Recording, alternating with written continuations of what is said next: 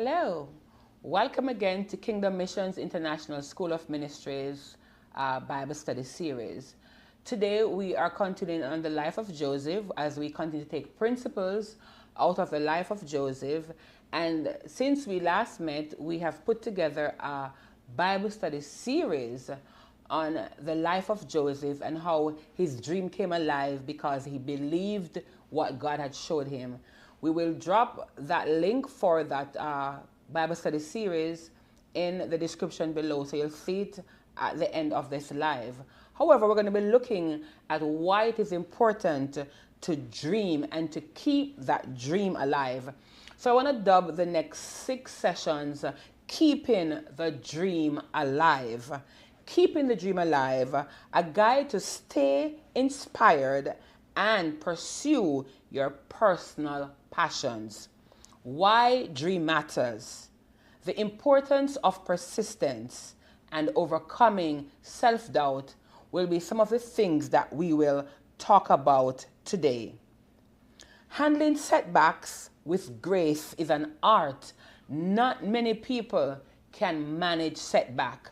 I was studying the book of Job this week in another group study, and I recognized that Job handled his setback very well in spite of how we would have interpreted Job wanting to curse the very day he was born. One good thing that Job did, he continued to worship God and he kept his integrity.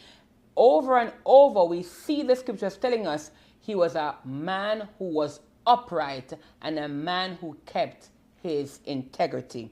And so going through setbacks is an art. Not many believers are able to go through setbacks and still praise God. It takes patience, it takes a perspective, a strong mindset. I will give you today some key strategies to navigate challenges without losing your momentum. So there could be storms happening to your left, to your right, but you will not sink in the season. You will continue to walk on that water that God has given you the command to say, come, because he has given you that dream.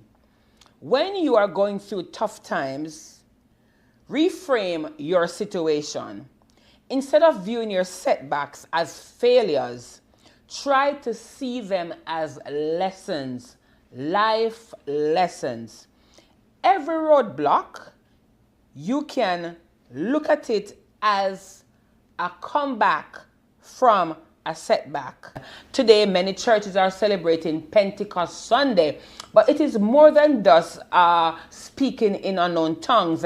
It's the power that came to do good in the earth, the power, the wisdom that came with the gift, word of knowledge, word of wisdom, word of prophecy, healing, miracles, signs, and wonders.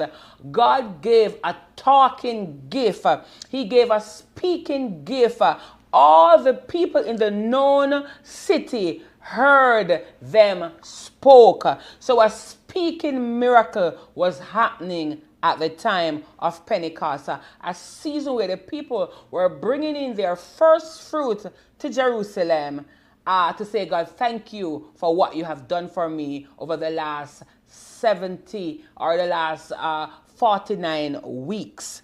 And so God wants us to give him praise in spite of the setback. They did not have the mobile transport to take their goods. They had camels and donkeys, but they got it there anyhow. And so they did not allow their setback coming out of Egypt and all that they would have faced. They continued to keep the prophetic word alive that God was going to bring them out into the promised land and how he would have blessed them, and the feast days that they would have experienced calendar by calendar. And so what is God saying to you? What is your instruction? What are you dreaming? When you go to your bed, what are you seeing? You need to see clear in the season, and that's how you can really reframe the situation that you're currently in. The next thing that you need to do is to embrace emotional resilience.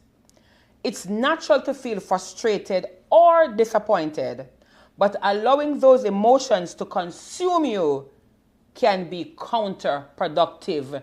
And so we would say in our dialect, you wallow in your situation.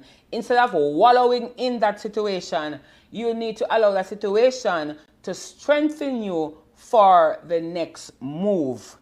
Acknowledge how you feel because you're humans. You're not a robot. You're not an AI. You have feelings. But process it and then channel that energy into learning and growth. And so I challenge myself to learn something new at different seasons of my life. And so it's not that you're obsessed with studying, but you can be counterproductive if you don't try to learn. Our God is a creative God. And so he has put so many things in the earth for us to learn. And yet still we stick to just one thing. And if you do more than one thing, the culture say that you are jack of all trade and you master none. I tell people, don't use that phrase with me. I might be a jack of many trades because God has given me the skill and the gift to master those that he has given for me to use to occupy this earth until he come. Acknowledge how you feel. Process it and then channel that energy into learning something new. One of the things that I will bring to this podcast is to help you understand how important it is to learn something new. And in this age, AI. I have written an ebook some time ago. I have not released it yet, but I will teach from it the importance of this generation understanding artificial intelligence and use it to your advantage. And I did not just stop there. I went further to get some training as an AI prompter with IBM. And so I am determined that I will not be left behind as a woman of God in this season. I am an agent of change. Next, third point, adopt growth mindset. When things go wrong, remind yourself that setbacks are not the end. They are stepping stones. A mindset that focuses on continuous improvement helps you bounce back stronger. Let me repeat. A mindset that focuses on continuous improvement helps you bounce back stronger. I remember when I went through this terrible storm in 2017. We'd have lost our house, our job. The companies were totally destroyed. People were displaced.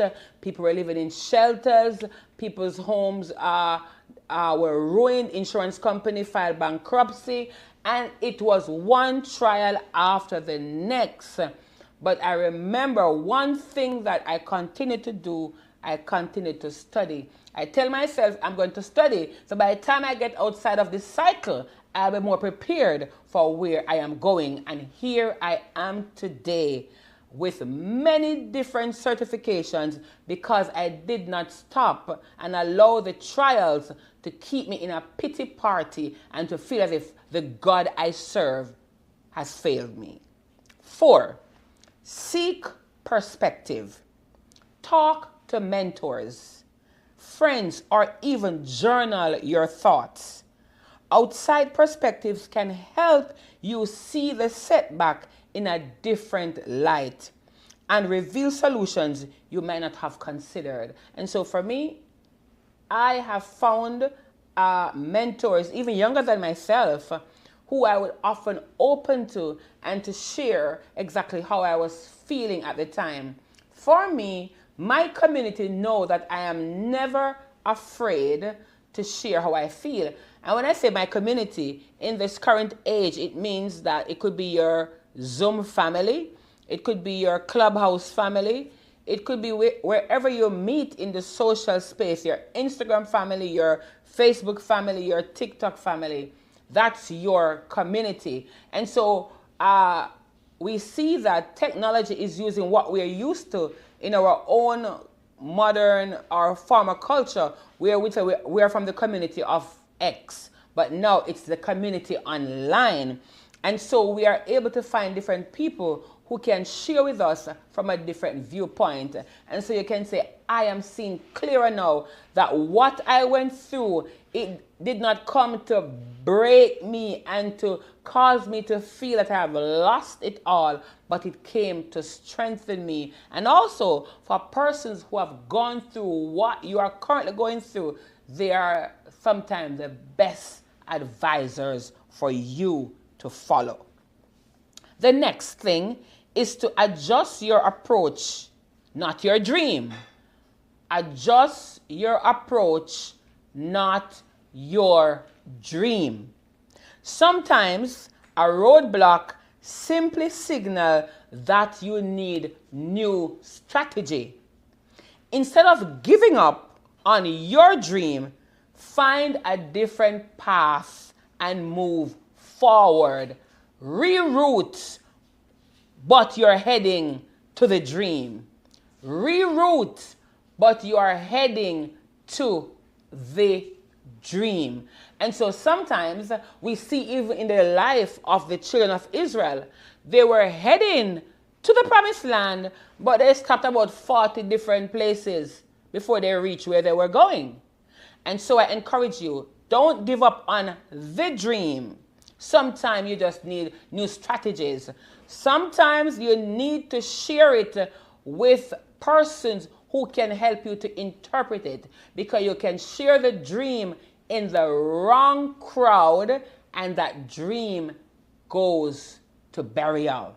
So you need to also be careful where and who you share your dreams with. And those could mean business ideas.